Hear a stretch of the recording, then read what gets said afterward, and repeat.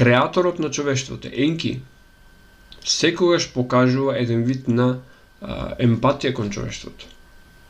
И во рајската градина е прикажан преку змијата. Во рајската градина има две дрва кои што се символ на две големи моки.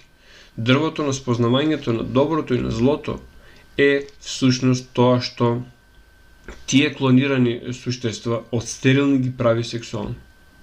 И всушност првиот акт преку кој што Ева, односно жената на човекот станува плодна е тоа што општи со змијата, односно општи со Енки.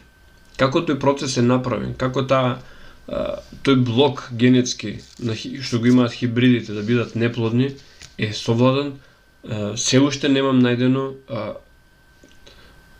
литература која што